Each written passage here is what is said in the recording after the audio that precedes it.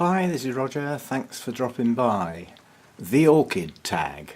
I'm not taking credit for the idea. It's been done before on several occasions, but it hasn't been done for a long time. And I was looking back through old videos and it suddenly dawned on me that, you know, since this was around in the past, there have been a lot of new people come on board that are doing good videos. Interesting people, interesting plants, all that sort of stuff. So I thought I'd restart the idea. Now there are going to be some that don't know what the hell I'm on about, so I'll go over the principles in this video and then it can be used as like a reference. The idea with the orchid tag is that it is a set of questions, the same questions, yeah? Now I've taken some of the questions from the original tag. Some of the questions are from when the tag was revisited about a year ago, and some I've just stuck in myself. Okay, they are varied, there's a dozen. Some of them could be one-word answers. Some will allow you to elaborate. But the idea is that I'm starting the ball rolling, so I will do my video of the orchid tag. This is it.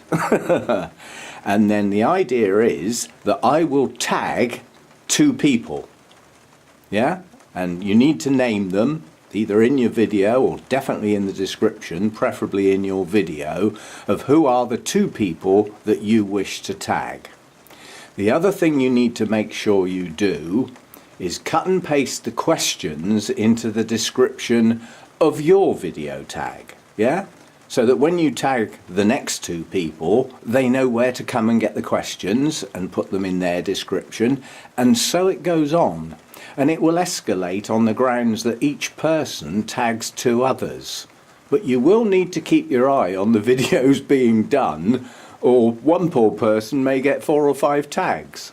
And if that happens too much, it'll fizzle out. Yeah, because that person will either get very fed up with answering the same questions over and over again, or just won't do it. Yeah, so the idea is to keep your eye on what's going on and who's been tagged. Have a look at their video, see if you've been tagged, and if you have, do your bit and tag 2 others. It's a bit of fun. The questions are not complicated. You can elaborate, you can keep it simple. Your video can be anything you like, but it would be nice if it included some orchids, as it's an orchid tag, yeah? But, you know, I mean, you've got the chance to show some stills. You could show some stills of the area where you live. It would be nice if you show, you know, where you grow your orchids and things like that, and some of your orchids. Some of the questions you're going to have to do some work on, yeah? Because they will involve you going to your list of orchids or to your actual plants, yeah, to get your answers. So it's a bit of fun. For goodness sake, don't take it seriously and start biting all your nails down to the 3rd knuckle. It's not necessary. It's a bit of fun. Okay? So my orchid tag starts now as though I'd just got it. So that's the basic ground rules. It's pretty simple to follow. Okay?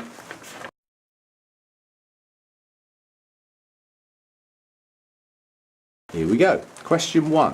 What part of the world are you growing your orchids in? Well, we all know that for me, but we don't know where everybody lives.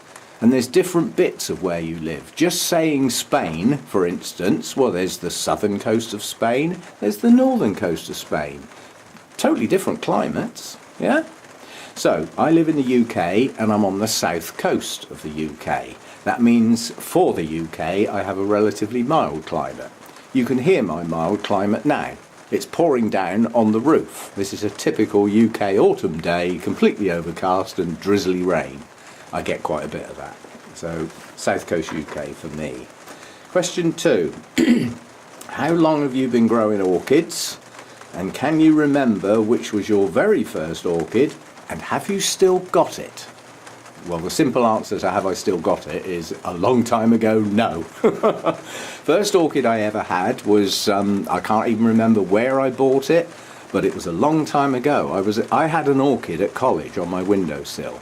You know, this is when people walked in front of cars with a flag. It's a long, long time ago. Long before the internet and all stuff like that. You know, so I've had an orchid, or some orchids, since college days. They've always been around in my life. Low numbers, sometimes a dozen, sometimes back to 2 or 3. I used to work away a hell of a lot and they got neglected, and I'd come back and find another 2 or 3 had keeled over. But I've had orchids, whoops, a very long time. Now I'm throwing the questions around. Right. So how long have I been growing orchids? Well, college days were 50 years ago. Work it out. Yeah, I haven't been growing seriously all that time. You know, that's happened in what you'd have to say was relatively recent years. Probably 7 or 8 years ago I started building up and venturing out, as we say. Okay, what first got me into the orchid growing hobby? Now that's veering away from just having a few orchids around the house on windowsills. I didn't class that as a hobby then. They were house plants.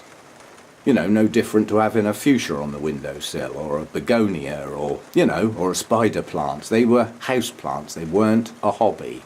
The hobby started really when I ventured into different types other than a couple of basic Oncidium into generics and Phalaenopsis, and I started moving out. And what got me moving out into growing a bigger variety of orchids was the realization that I could. It really was as simple as that. You know, starting to look around the internet and various other places, it just suddenly dawned on me that some of these orchids would probably grow okay on a windowsill. Of course, then you've got to find out where the hell you're going to get some. You know, well, they turn up in, you know, places like Homebase and Tesco's and Sainsbury's, your supermarkets. You can even find them in some garages, you know. So they started popping up, and I thought, well, they can't be that difficult to grow, or all these plants would go home and they'd die.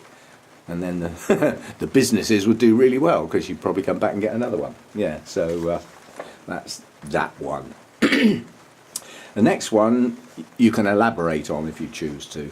What kind of growing space do you have? Like windowsills, grow room? Well, you're looking at mine, yeah? This is it. This is where I grow my orchids.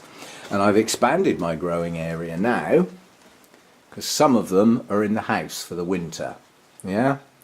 So these are the areas where I grow my orchids. This only exists in the winter. Come the spring, when the colder nights disappear, all this lot will go back out in the grow room again. But the majority of my plants are in this grow room. It has a fair amount of automation that's evolved over time. It's not even all in here at the moment. I run some foggers on a hydrostat, so if my humidity drops a bit too low, the foggers kick in and rehumidify the air, and I keep that quite high. I've got large circulating fans. I've got some little computer fans dotted around that just keep the air moving 24/7. They're little 12 volt 6-inch computer fans running off an adapter. I've got a large extractor fan that sucks out hot air should it get too hot. That's not going to come on again for quite a few months, I don't think. And to combat the fact that air is being sucked out, I've also got an inlet fan at ground level which actually pulls in cool air from outside on the shadiest part of the grow room. I've got a little fan heater that gets used in the winter for 3 months, maybe 4 months, and then it disappears. So there is some automation in here. There's a few thermostats around controlling things, and a hydrostat for the foggers. But this is basically it. This is my growing space, as you might call it. The next one, how many different generas?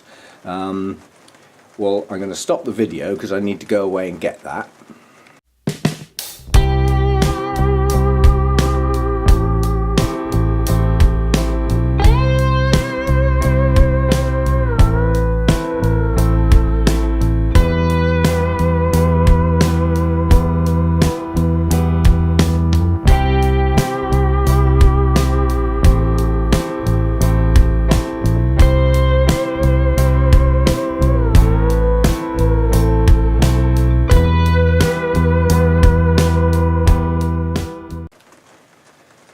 Okay, next question. Do you actually know how many orchids you've got? Now, if the answer's 6, well, you probably do. If your answer's like me, somewhere around the 200 mark, then no, I don't. I don't know exactly how many orchids I've got. But I will do a pop-up with the actual answer, because I do keep relatively meticulous records, and each orchid has a line in my record, so I can just go through and count them. So, pop-up answer for that one. What else have we got? What would be the one thing that you could say was your top orchid gripe or peeve? Well, I'm sorry I can't limit that to one, it has to be 2. One of them is buying bad orchids in rotten media with dead roots. That just annoys me so much. And that doesn't only happen in the big stores that don't really look after them. They just buy them in and hope to sell them as fast as possible. They don't often know what the hell they're doing with them. That doesn't excuse it, but it explains it. And my other gripe that really gets on my thrupneys is keep changing the names. I understand the reason, but I keep running out of tags. It does annoy me sometimes. It really does seem like they're doing it just for the sake of it. It's like a work generation scheme. If we put on a white coat and get some goggles and do scientific stuff with orchids, we've got a job and somebody might pay us. But it does get on my flipping wick. Keep chopping and changing the names about, especially when you lose the historical view of an orchid. You know, that may have been first introduced into cultivation, you know, back in the 1800s and something or other. And then you change its name, that history's lost. You know, it just gets on my nerves, basically. What are my favourite places to buy orchids? Well, mainly shows. I like going to the bigger orchid shows with lots of different traders or vendors, lots of different choices, and that's where the unusual will turn up. Yeah, the unusual is highly unlikely to turn up, you know, in a do-it-yourself store or, you know, that type of place, because they're just bought in mass-produced orchids. You don't very often get the unusual there, but at the big orchid shows you do. You know, you might have to rummage around.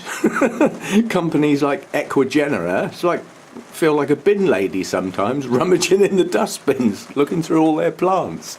But then you suddenly pick something up and you think, oh, I've been after that for ages. Yeah? You know, trying to tick off your wish list. Orchid shows. Second favourite, only because of my lack of access, is orchid nurseries. Quite honestly, there's only one big one left in the UK, and that's Burnham's. So that's it. A lot of the others have either closed down or are in the process of closing down. McBean's has gone, Ray Creek has just closed down, Ratcliffe's closed down a couple of years ago. They're just going under because heating costs, various reasons, but they can't compete with the big mass-produced dirt cheap orchids that have flooded the market. So the nurseries aren't doing so good, certainly in the UK. I don't know about other countries, but I love going to an orchid nursery and having a wander round. Again, you might find the unusual there, and it's just a nice place to visit, because under normal circumstances, when you go to a nursery, the plants are looked after, and the people looking after them know what they're talking about. It's just a nice day out. I love a day out at Burnham's.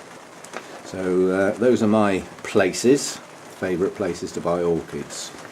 What's the worst orchid advice you've ever been given, and did you take that advice? I got a list, but I don't want to go mad.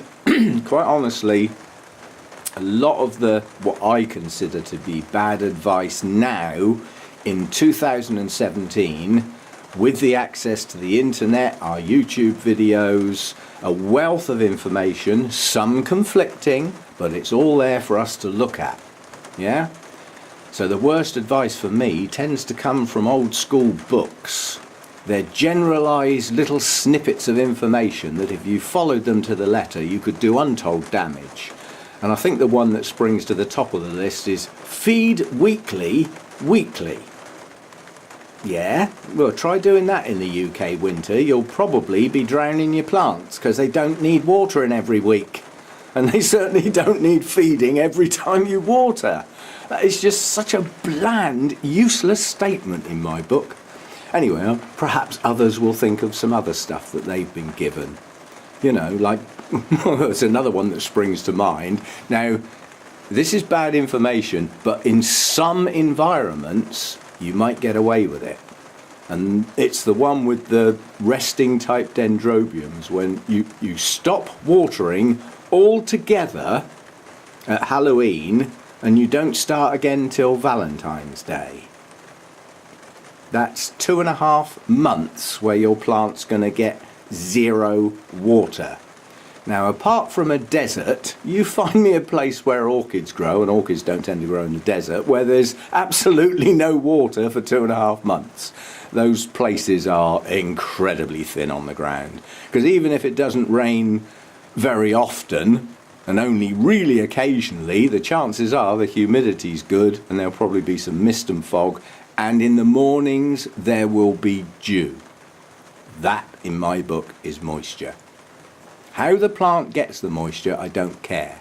But to keep a plant bone dry for 2.5 months, it's probably going to be brown bread. So there's a couple at the top of the list. There's more. Out of the orchids you own, which are your 5 favourite orchids? And the idea is to try and include the actual orchid in your vid, or pics of the blooms if you haven't got them. But this list of 5 should include ones you actually own, not ones on your wish list and stuff like that. And if you've only got 4, then obviously they'll be your 4 favourite orchids. Anyway, I'm breaking there deliberately so that I can find my 5 favourite ones. Okay, these are not in any order, they are just my 5. This is not the most spectacular Vanda, but to me it's a special Vanda because my daughter got it for me. It's a stunning orange colour, the flower spikes are clustered, so then there's a nice gathering of blooms, and quite honestly it's a pretty flipping good plant too, as Vandas go. There's a few slightly tatty leaves at the bottom, but not many, and a good root system.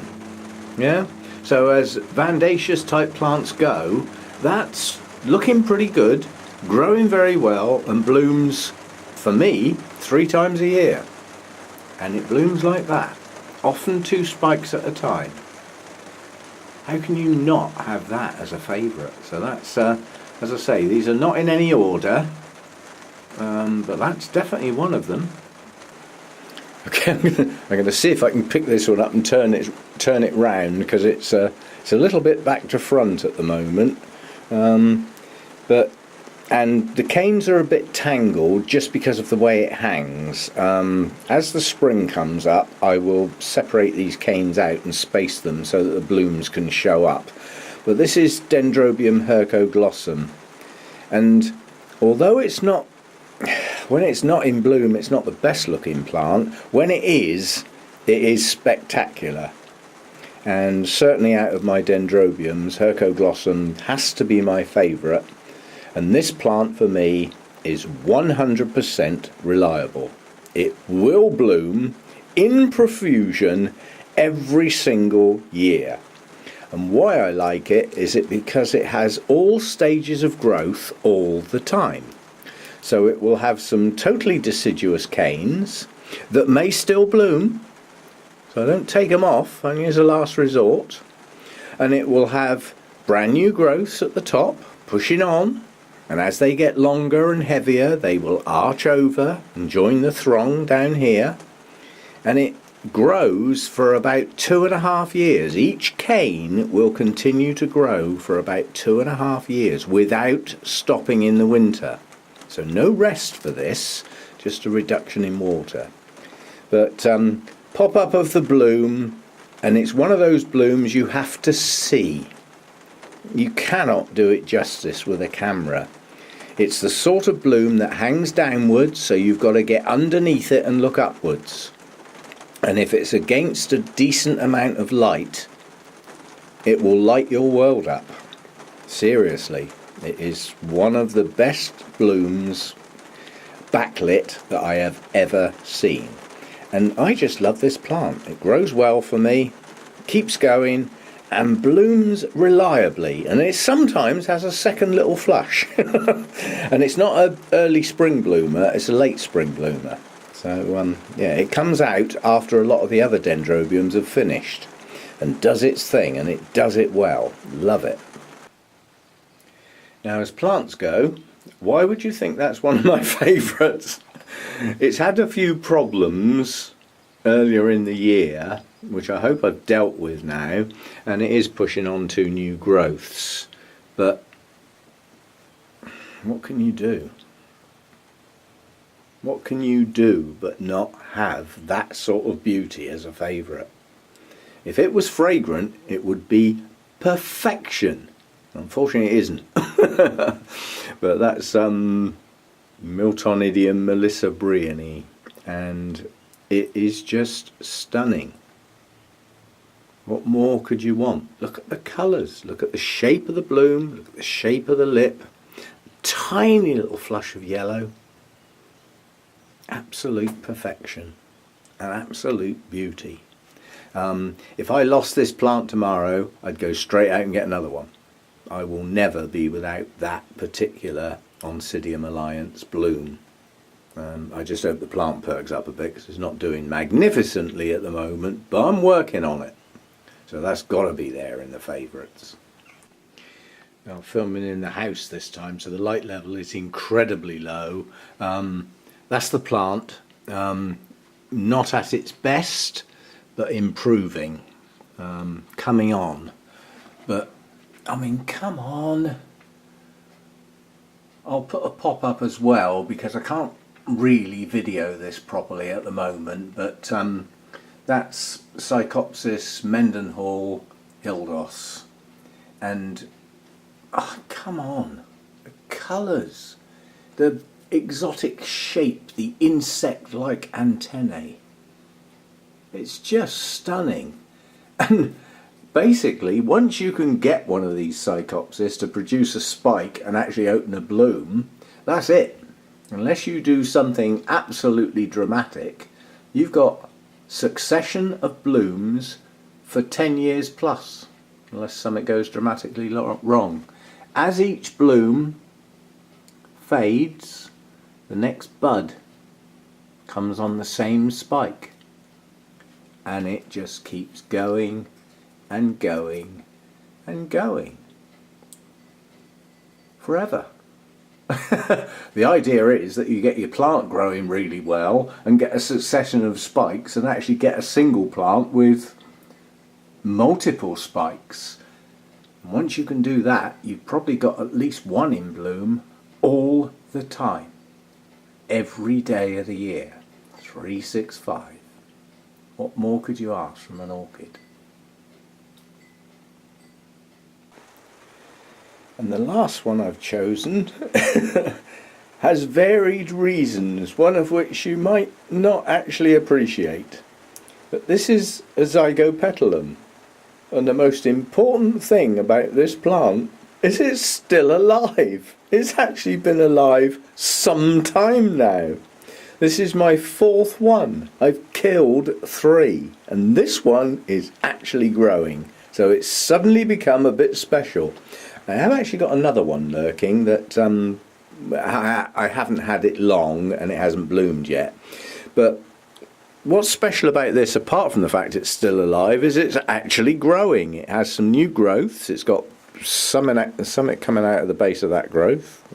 I'll wait to see what that is. I'm happy if it's a new growth. Spike would be better. There's another thing coming out of the base of that one. But it's growing. It's not dead. And that is special. The other thing why this one is special is when it does bloom and you can get some bright light on the blooms light up. they look spectacular in filtered sunlight. And when they get filtered sunlight on them, they not only fill my grow room with fragrance, it filters out into the house. It is so powerful and it's absolutely stunning. I defy anybody not to be impressed by the fragrance of this particular Zygopetalum. Most Zygopetalums, I won't say all because I don't know, are fragrant to one degree or another. But this one's fragrance is powerful, really. Almost to the point where if I'm out here watering, after about 20 minutes I need a break. Not because it's unpleasant, because it is just so powerful. Gets into you, and it's a lovely, gorgeous, sweet, pleasant fragrance that if you've got a sensitive nose it might be a bit much. But for me, it fills the grow room, and I am so looking forward to this flipping thing flowering again if it ever does. But the beauty of this one is, for the first time ever, I've got a Zygopetalum that's growing, looks pretty healthy, and is not on the not dead yet list. And that for me is a real bonus. I've really struggled with these flipping things, and suddenly this one's growing and it's doing well. Blooms aren't spectacular, but I don't care if they were half an inch across and black. I would have it for the fragrance alone. It is stunning. So that's my list. Right, this next question can be as short and sweet or as elaborate as you want, but it gives you an opportunity to have a chat. It's, have you got an orchid related story? It can be funny, interesting, sad, whatever you like, but an orchid story that you might want to tell. And the one I want to tell is when I first joined my first Orchid Society, one of the first events that came up was their summer garden party. And I set off to this place right out in the middle of nowhere down this flipping dirt track and got my car filthy. And at one point I even gave up going down that track because I didn't believe there were any houses down there. I thought it was just going to end in a wood or something, so I turned back and met some other people going the other way, so I turned around and went back again. Anyway, I arrived and I parked, and I could see where everybody was sitting. It's out in a sort of lovely field with woods and nice chairs laid out and tables with orchids on and stuff like that.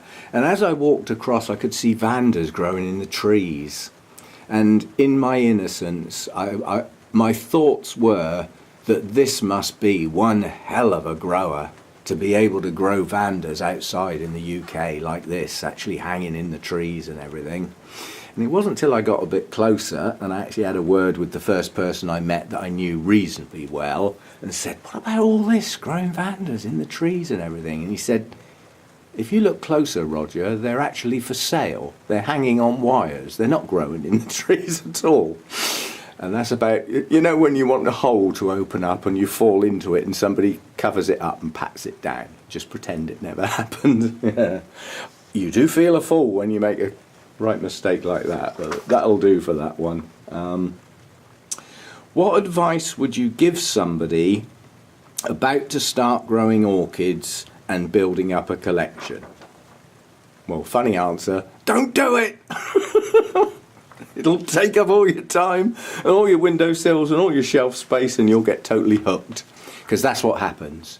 You get a few orchids, you start looking into it, you decide it's going to be your hobby, and it grows, and it grows, and quite often it gets totally out of hand. You are looking at totally out of hand at the moment.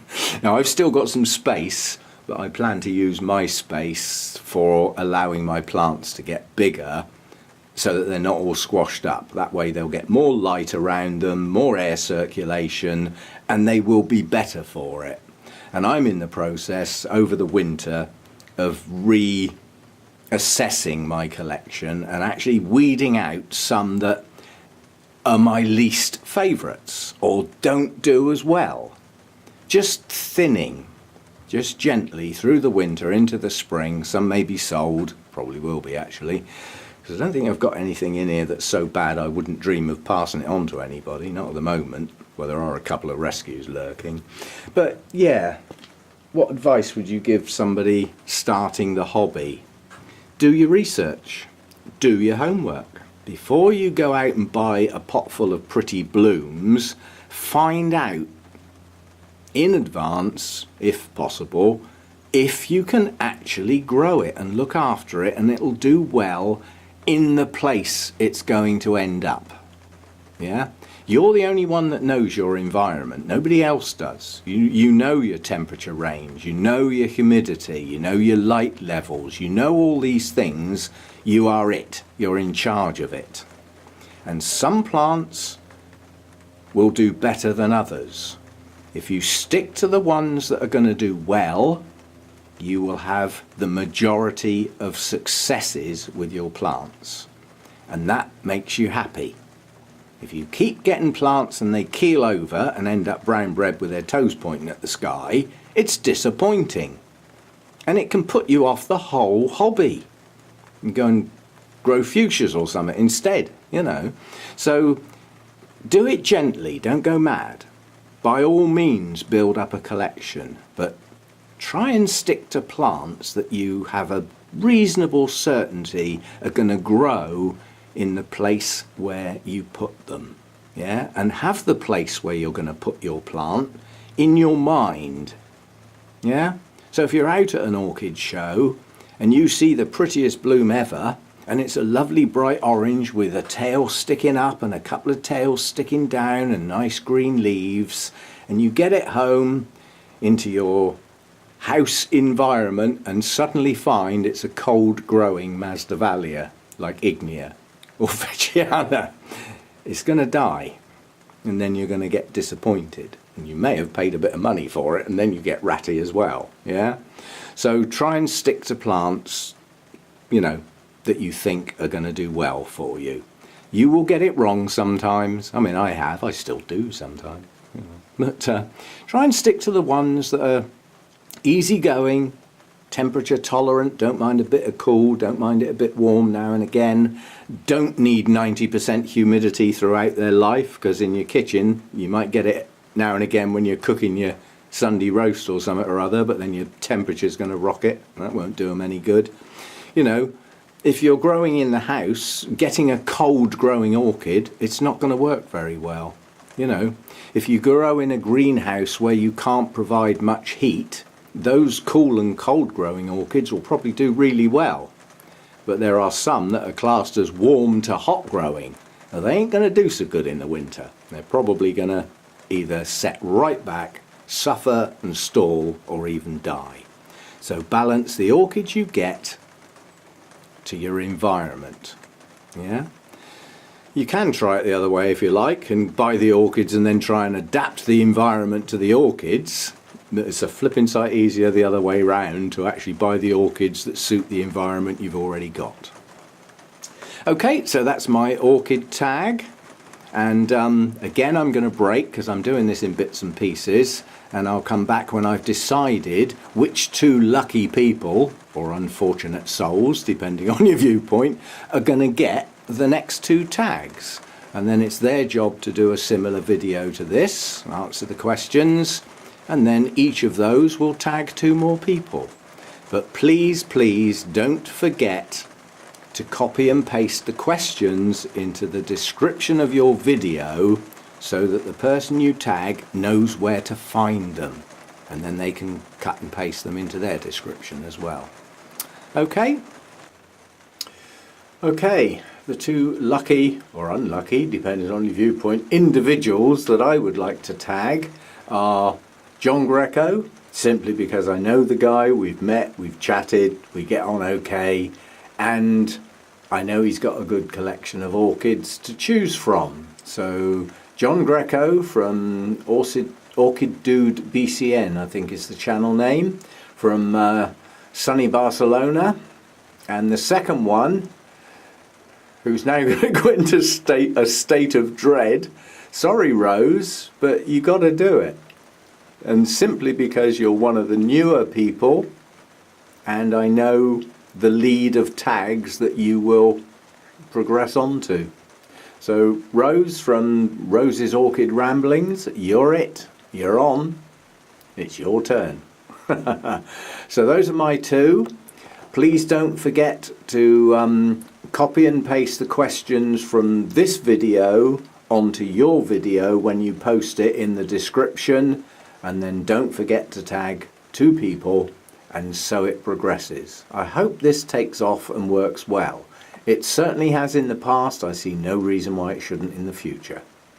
Thanks for listening, watching, and I hope you've enjoyed the sort of variety of shots. A lot of it's just been based on the grow room, but you know, there are some other bits added in to make it a little bit more varied.